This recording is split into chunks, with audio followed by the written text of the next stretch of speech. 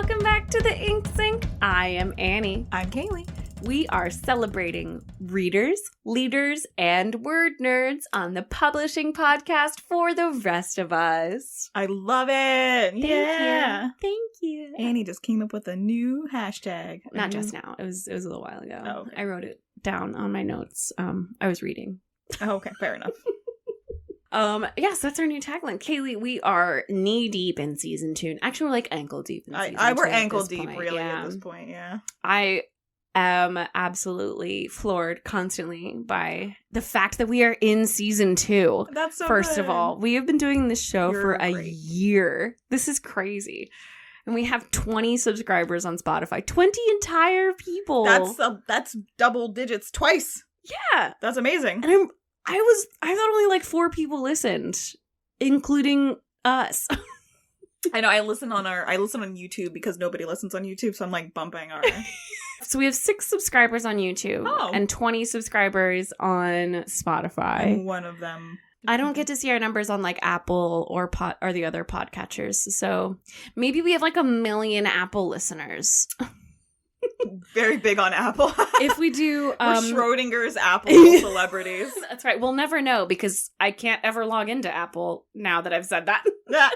Yep. I can't look. If you do listen to us on Apple, as a heads up, Apple is the only podcast platform that does charge us to host our podcast on there. So if you would like to keep us free on Apple, please support us. I think you can go to like anchor.fm/the-ink-sync/support to support us. And it's like 99 cents a month if you want to. Just letting you know, if you listen on Apple, it's difficult to get on Apple. That is fair. I don't know. I never thought about streaming. Maybe we should be on Twitch, but I don't want to stream our shit. I want to edit it. I mean, they do like re-airs or whatever, so Okay. we don't have to be live. Okay. That's true. Look, girl, Critical Role also established a buffer so they could add in special effects. Did they really? Oh yeah, no, that was like That's 100% a cute. thing. Like they had like, That's $2 in a box of Tic Tacs, but For those of you who follow us on Twitter, you already know this, but for those who don't, as a heads up, we created a Substack, which is basically a blog. But it's a newsletter style blog, so you can go subscribe on Substack and you will get an email in your inbox the next time that we post specifically a transcript. Kaylee and I are big on accessibility and making sure that everyone is able to read/see/listen to the podcast if they want to. So we're going to be putting our transcripts up on our Substack, and our link tree is available everywhere that we are. So you can click on the link tree and get to the Substack, our Anchor, our YouTube. You can check out our Bookshop page, follow us on all our socials, blah, blah, blah. If you'd like to, we also have a tip jar available. If you don't like going through Stripe, you can go through PayPal on Linktree. I think that's all of our administration stuff. I think that's everything I've done in the past couple weeks. Annie's a rock star. Just in case anybody was wondering, she's amazing. Oh, thanks. And if you want to see a link to all of the poems that Kaylee read on our poetry episode, that is in the transcript. The Tumblr one, as well as the Emily Dickinson, E.E. Cummings, the Aeneid, and Dante's Inferno. All of those are in there, as well as Here Bullet and Her Soul Out of Nothing are all in that bookshop link. All right, let's move into the actual news, Kaylee, as we have been recording for half an hour. Meandering around, stopping to smell the tulips. They're great tulips, aren't they? They're lovely. All right, so the first thing that I found absolutely fascinating, and I wanted to talk about it right up top. This is a thread from Ask Historians. We talk a little bit about what goes into books and money and what doesn't. And interestingly, a question I get a lot is kind of about this, is like, what is the difference between a book that's kind of just like a generic, we put bestseller in quotes, that sells like 5,000 copies or whatever, and one that sells millions of copies? Like, what is that difference? Where is that line? What makes something kind of go from like something that's a bestseller to like something everyone and their mother has read and can, discourse on or whatever. Like, I'm thinking like things like Eat, Pray, Love, or the DaVinci Code, perhaps. As a random Pick example. That one completely randomly. Yeah.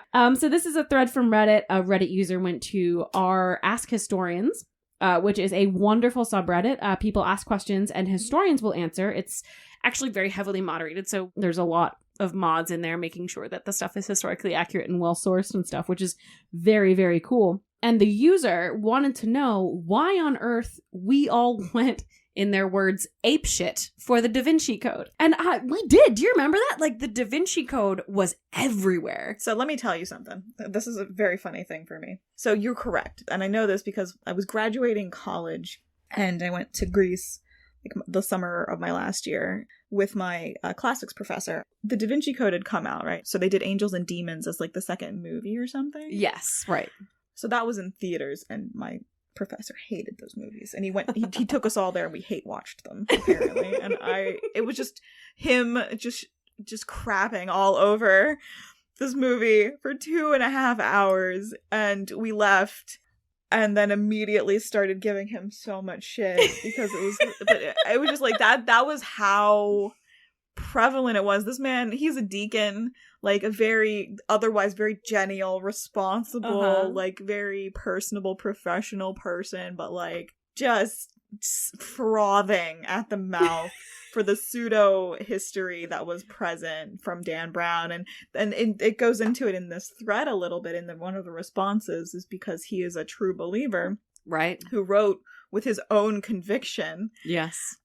And other people are just like, yeah, sure, why not? And like didn't actually do their own research and just, cheers to you, sir. No, it's true. A lot of people genuinely read the DaVinci Code and or Angels and Demons and were like, wow, that must be true.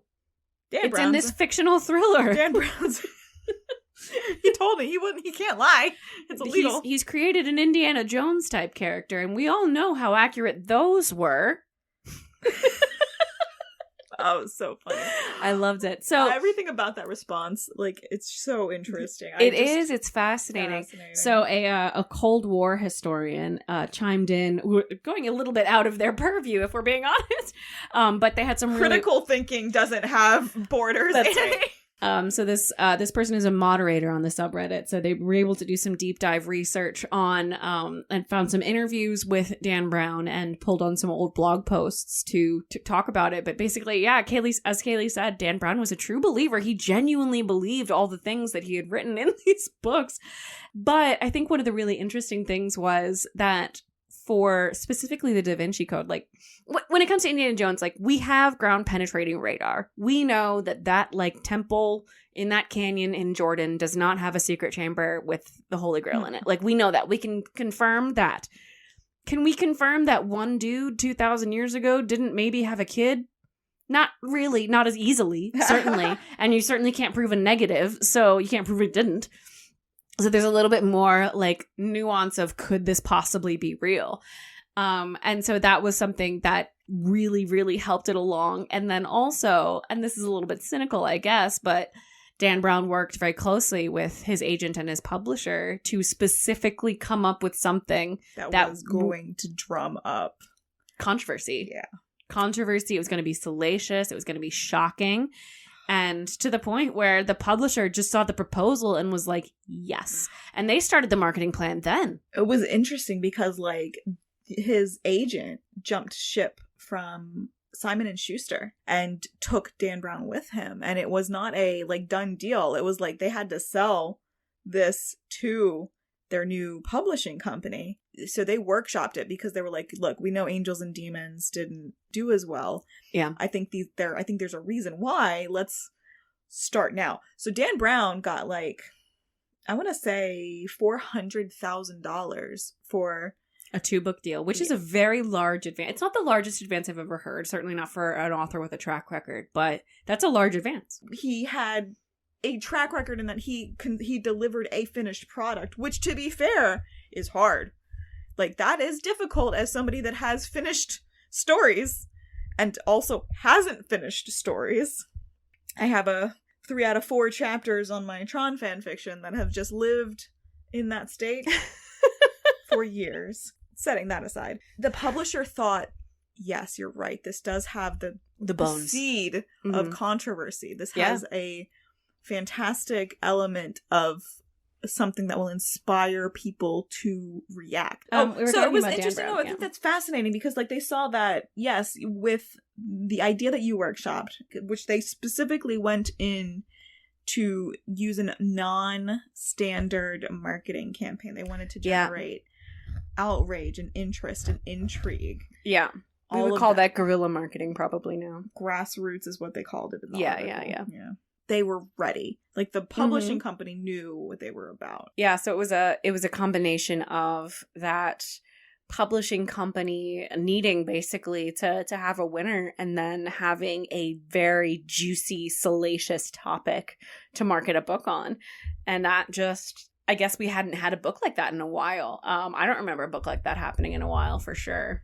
I was talking about how like it's not that the first time that particular like idea or concept of despite what Dan Brown might think, that was not the first book to have that topic. Right. And it's not even the first like historic examination and like this is what evidence could support it or couldn't support it. It just wasn't widely discussed. Yeah, it had been a while since the last Indiana Jones movie. It had been a while since we'd seen something like that. And it was like, it suddenly became a favorite topic the national treasure. Yeah, of like every blog to be like the museum debunking this or talking about like where it went wrong. But like, here's like, obviously we all read it. So here's, more money for Dan Brown. Yep. I think that there's like a lot of people who would kind of look at that and say that's kind of cynical. Like we want to think of authors, typing away and coming up with creative ideas out of nowhere. And that's true, but also publishing is a business. And that was the first book. Yeah, I don't exactly. And it didn't sell very well. I don't think it's, ridiculous. Right now we have entire companies that we call book packagers that just shop around for authors to write an idea that already exists, that's been like, vetted by marketers and stuff like that. So I'm Cooking romance novels. We were talking about the genres and like things that you see one really well, one sells really well, and then suddenly there are 17. Yeah, exactly. Yeah. So this is just, we saw it at the beginning. Yeah, instead of later on. But yeah, I thought that was absolutely fascinating and I was really glad. And thank you so much to that Cold War historian who took time to oh my God, it was research Dan Brown this week. What that person did a dive. Like, it was an essay response. I could tell. Yeah. God bless historians. Yes, absolutely. Moving on to more FBI stories. Fascinating story, intersecting with our love of libraries as well. This comes to us from the Washington Post. It turns out that the FBI has been using library checkouts as part of its surveillance operations for decades, specifically from the 70s to the 90s. And I read this and I sent it to you. Like, this felt so part of the this is our culture war right now political mentality. But this was decades ago. This is in the 70s, so way before the recent book bans. Yep. I had to read this like as quickly as possible, so unfortunately, sorry. It was in the Washington Post. There was a paywall, so I had to get it to Kaylee a little bit later. Unfortunately, yeah. But side note, while Kaylee is pulling this up, if I can make a quick little plug for libraries, you might have a newspaper subscription through your library. You should probably chat to all of our listeners. I should also your also to Kaylee, to me. Hi, I got it. I picked it up. Mm-hmm. Wow, like we joked about Craig, your FBI agent or whatever, like right. Steve, your CIA like analyst that's listening to your internet conversations, but like probably actually there was a dude who was reviewing like the stuff that you checked out. Right. I used to check out so many books when I was a kid. Like, my mom had to pay like a $30 fine one time because she didn't get back to the library for like a few days. Oh, and no. Didn't realize how many books we had checked out. And I don't know how, like, she was there the whole time. No. But yeah, I can't even imagine. You just weren't making trouble. She wasn't paying that much attention. I wasn't doing drugs on the street. That's right. I feel like a $30 library fine is probably better than, drugs on the street. So worse.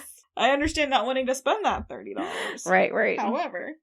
Yeah, I loved, by the way, in this story, you see librarians, much like today, just getting like, excuse me, privacy means privacy.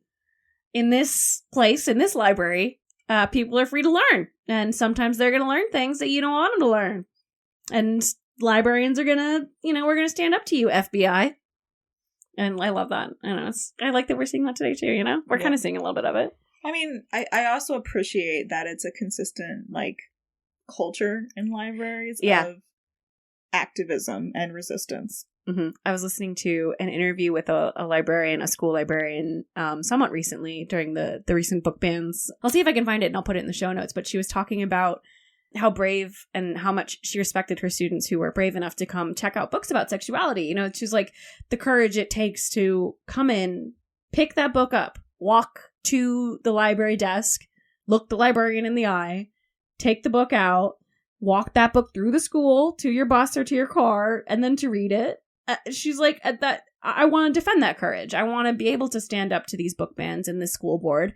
And she said, you know, I want to do this for them. You know, I'm honoring their bravery. And I really appreciated that librarians do seem to have been doing that at least since the 70s, probably for a lot longer. Right. And it's so interesting because, like, we're fighting that with these book bans right now. Like, the argument, you know, from parents is like, well, it should be a discussion between, like, parents and their kids. And kids are like, we have questions.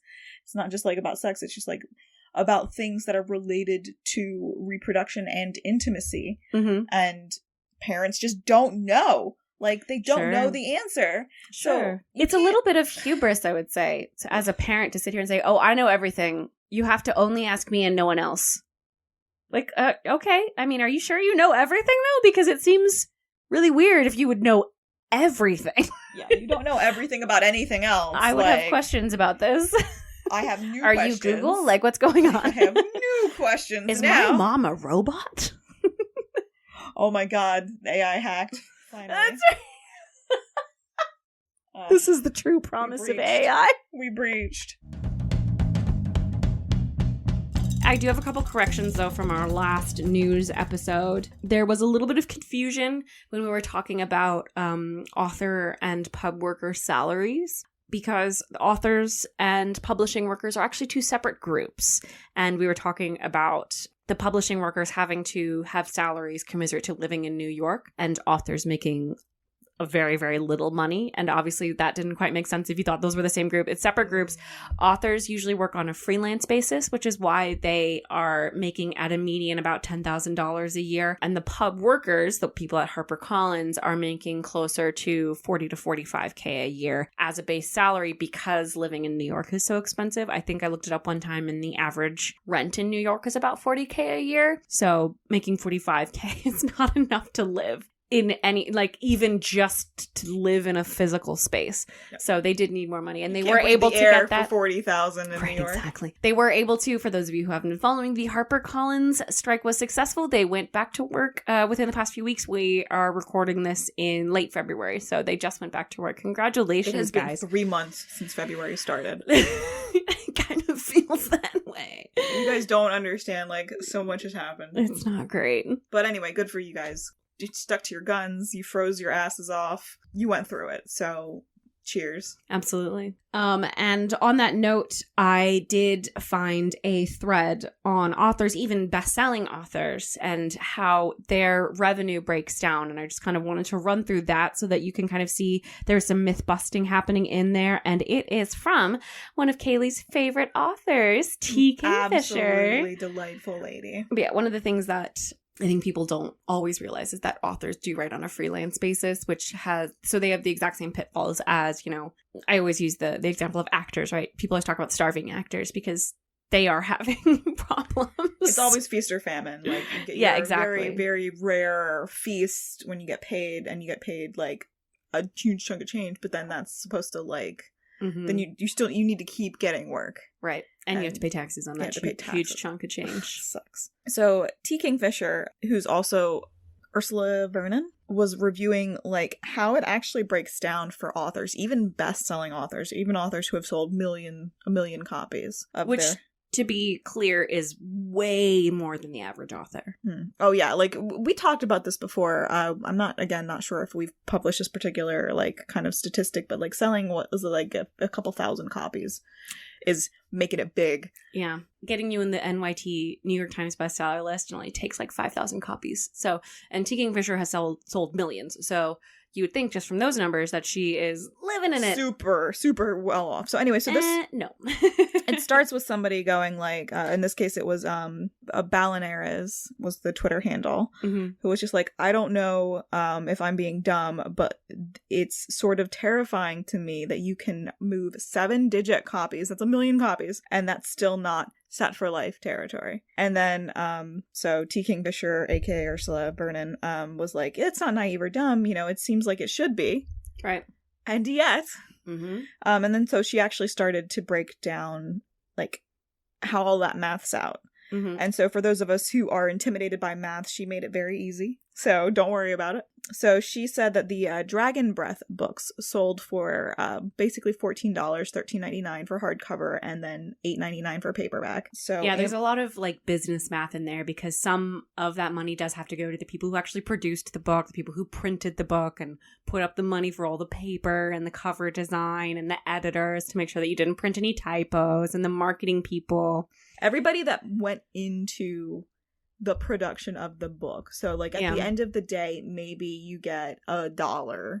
Exactly. $1 a book. And then outside of that, you have to pay taxes, and you have to pay any people that you personally like may have contracted with. Ultimately, maybe you made $60,000 off of the lifetime of that book. So like, and it goes on over years. Like you might be selling this book over 10, 20 years. So you're not making like $1 million immediately. You're making $1 million over 10 years, which is what a lot of other people make at like a mid-range salary job. Sure. Yeah. So it was a lot as a person that is operating in a creative space. Like it is really a lot, and it's a labor of love. Like every writer, every editor, every person that's involved in this industry is passionate about what they do. And at the end of the day, like, respect, because you're not in there to get rich. And that's like a lot of the comments are like, well, this is like really eye-opening, and why did you add so much math? There were, people being like, can you also, not with the numbers, like, maybe? Yeah, but like, it's good that people like understand going in, because, you know, as passionate as you are, like, it's just, we were talking about this, I think also, Neil Gaiman had said, like, don't make this your thing if you're not independently wealthy. Like, have another thing and like write on the side until you can get established, and if you ever get there. Write because you want to write what you want to write, but don't overcommit yourself to something that can't sustain you, because it's not, we've talked about this before, it's unfortunately not a even mid-range game. Like, it is a rich person's game a lot of times, unfortunately. So unfortunately. Yeah. And I'll have that link for you in the show notes if you guys want to take a look. I'll also have it in the transcript on our brand new Substack. Yeah, girl. Props to T. Kingfisher for like keeping it real. Yes, and for like keeping those records and knowing all that off the top of her head. That was really, really helpful and impressive, if I'm honest. Moving on, contributors to the newspaper of record, the New York Times, have written an open letter to the editorial standards editor to protest the paper's treatment of trans people. So some progress, perhaps, on the horizon. Basically, this comes to us from LitHub, and this was an open letter from people including Roxane Gay and other contributors, other high-profile contributors, asking the New York Times to do better. That in a lot of its coverage, there are tacit claims of trans people being crazy or infectious or somehow wrong. And they're saying, look, your editors need to do better. Your editors need to stop this language from going through. And also your writers need to stop acting like this is okay. And I kind of appreciated that it was a lot of people signed on to it. So my guess is that it was like one of those things that was like the letter was written and then it was sent around to everyone and have to, add your name and things like that, which is, totally fine. Yeah. But I don't know that it was like Roxane Gay wrote this along with everybody else. But I did absolutely appreciate that. I mean, one of the things that we know for a fact is that trans people are not infectious. You are not infected with transness. So I was really appreciative of that, and hot on the heels of that, the Cambridge Dictionary updated its definition of woman. Yes, It was very sweet. in a sea of bad news, I appreciated these two stories kind of coming within the same week. Yeah. So Cambridge Dictionary updated its definition of woman. You can go to dictionary.cambridge.org and look up woman. And you'll see that it includes people who identify as women who may not be perceived as women by other people, but who are. And dictionaries usually pride themselves on being descriptive rather than prescriptive. So what they're saying is that they are reflecting a change that already exists. If someone is a woman, then they are a woman. It doesn't matter what, Steve down the street says about your friend. Your friend is who they are. It doesn't really matter. You don't need to deal with the biases of other people when it comes to using a word. You can just use it. Which is wonderful. Like, honestly, like, more than anything else, like, the fact that dictionaries are responding is heartening, because it is, we've talked about this, like, the vocal minority, and that is 100% a thing. Like, most people aren't out there just, like, pitching hatred and bile into the world. Yeah. So, props. Moving on to our favorite news section. We have a new head of the American Association of Publishers.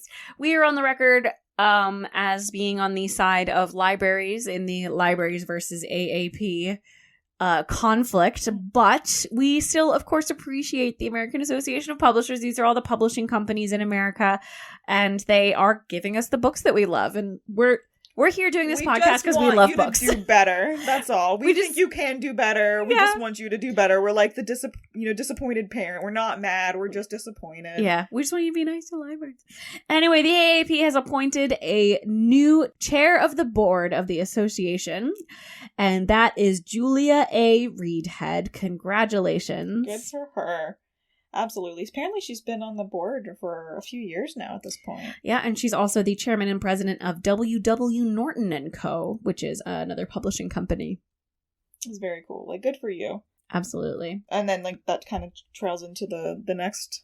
Yeah, you want to intro it for us? Yeah! So we've got new Latina authors breaking into the book industry and telling us about their experience, which was a little bit difficult, unfortunately, but also ultimately heartening, which is that, they've, the issues that they've had trying to break into the publishing industry and get their books picked up, breaking into the wider sphere of influence as authors, and ultimately how they're succeeding, which is awesome. It's really wonderful. I'm going to run through the list of authors and their books really quickly so that you will be able to, if you want to, search for them, but I will also have this list in our show notes. Tamika Burgess, author of Sincerely Cicely. Her book had just come out when this article had come out, so it was full of congratulations for her. Claire Jimenez, author of Staten Island Stories and What Happened to Ruthie Ramirez, which was one of the most anticipated books of the year. I'm so excited. Congratulations. Awesome. Yes, absolutely. So Ella Caron, author of Viva Lola Espinoza, who it seems like had a really long but fantastic journey into becoming a published Latina author. So congratulations. Jennifer Maritza Macaulay, author of Scar On, Scar Off and When Trying to Return Home, who also did, had, I think, really good advice for what to do when you deal with rejection. She said, pretty much everything I've ever done has been rejected by someone before it got accepted. It's part of the process. I liked that. I thought that was really sweet. I think that also, I'm going to go through and confirm, like, who said this, but, like, what story can you tell? What story do you want to tell that is unique to you and to your passion? And that's the story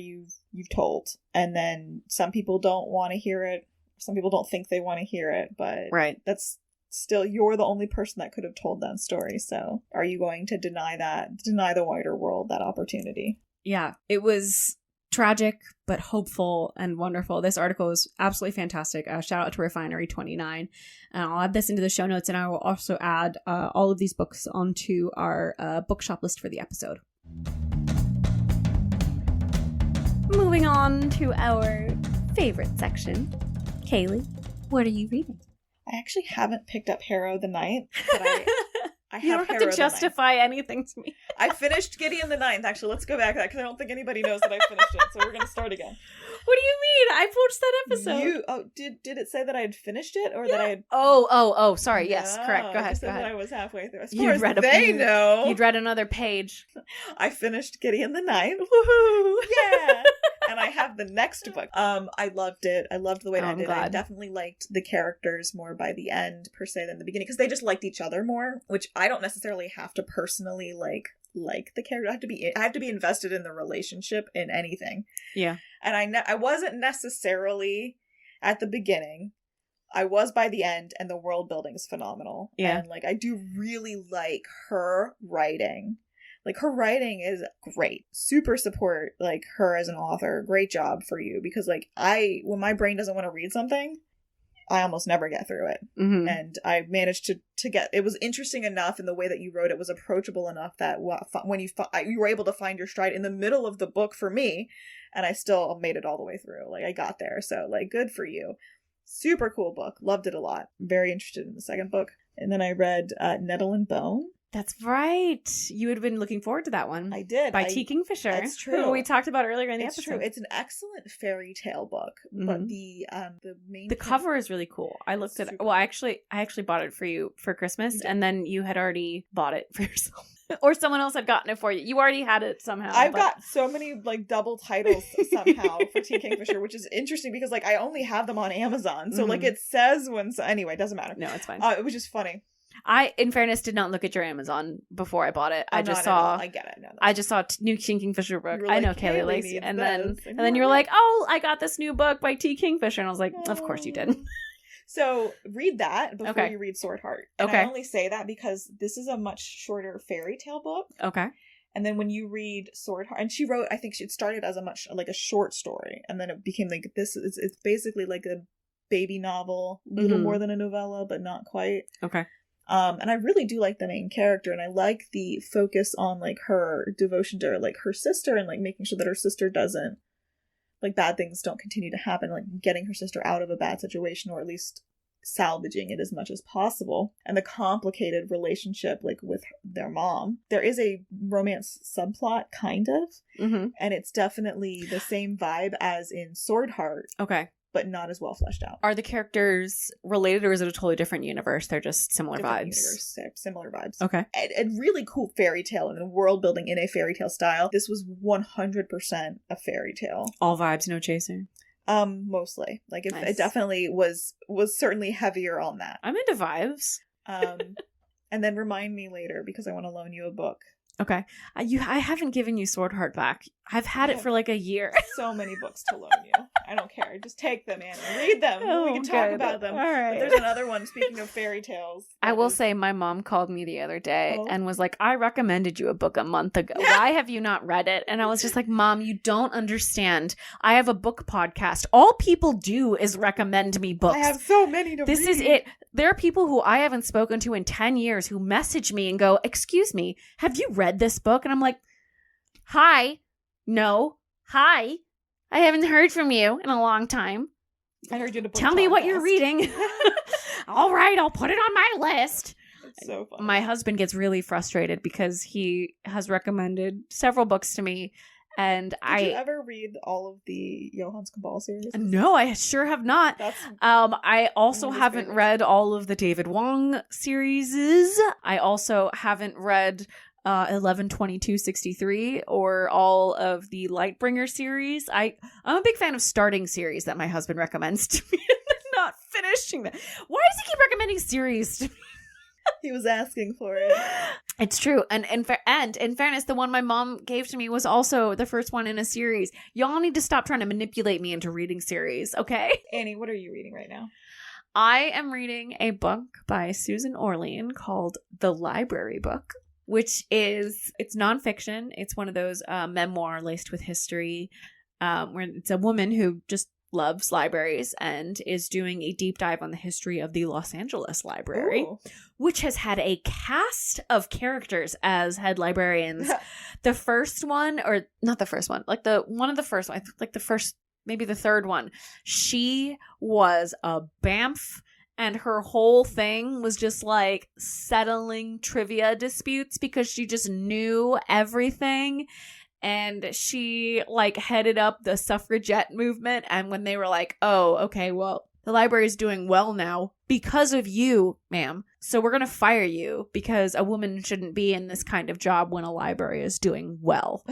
And so they tried to fire her and she refused to go. She just kept coming into work and doing business as usual. And the guy who was supposed to replace her just like noped out of town until she gave up. He was like, I'm not going to try. I'm not going to fight her. Like they are all going to her. Yeah, he's like, listen, this is a you guys problem. You're the ones who fired her. Eventually they got her out after like 3 months when she finally, was like, I hate you people. But then like he himself, the guy who came in, was a character. He had walked from New York to Los Angeles. Jesus. It was in the 1800s, but still. No, that's still worse.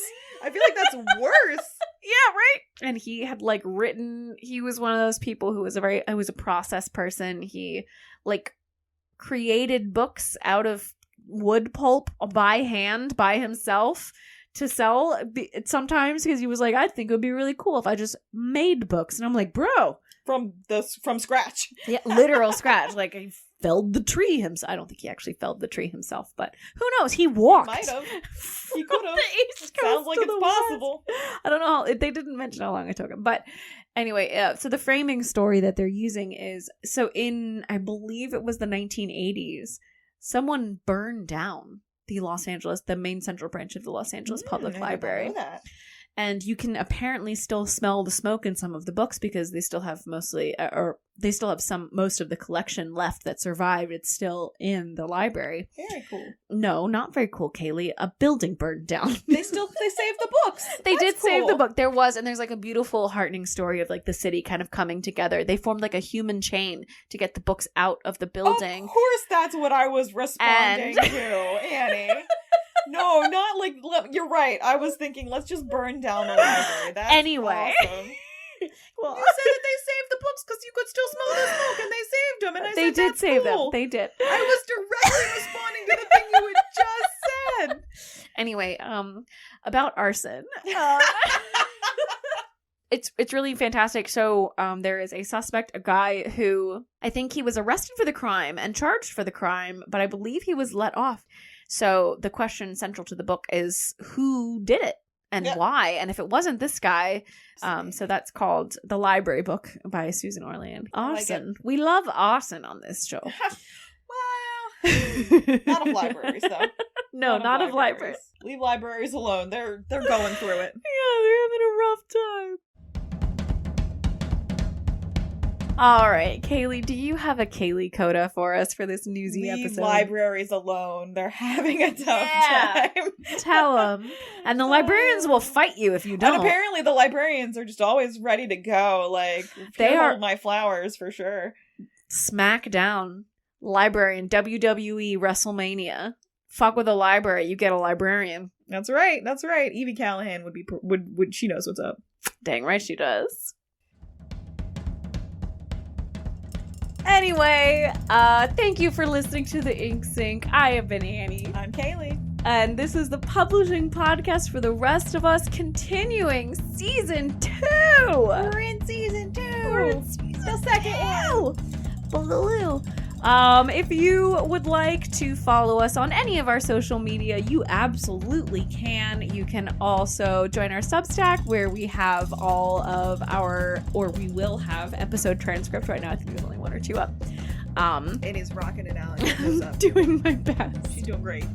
We're also on YouTube. You can check out our Bookshop link. I make sure to post all of the books that we discuss, even the ones that we just talk about in passing. If they sound interesting to you, they will be up on our Bookshop. If you buy a book from our Bookshop storefront, we might get a commission, but more importantly, bookshop.org supports independent bookstores with every purchase. You buy anything, even if you don't select a bookstore, they will put your commission into a pool that just gets dispersed to independent bookstores. Please, please, please help them out. You can find all of the links to that in our link tree, which you can find anywhere you find us: Anchor, Spotify, Apple, blah, blah, blah. And if you would like to support us, you can on Anchor. You can support us on Anchor for as low as 99 cents a month. We also have a tip jar available in our link tree if you don't feel like supporting us on Anchor or on Substack. You know what? That's fair. But you want to support us? Here's your chance. I think we need to wrap up this episode. I'm so sorry.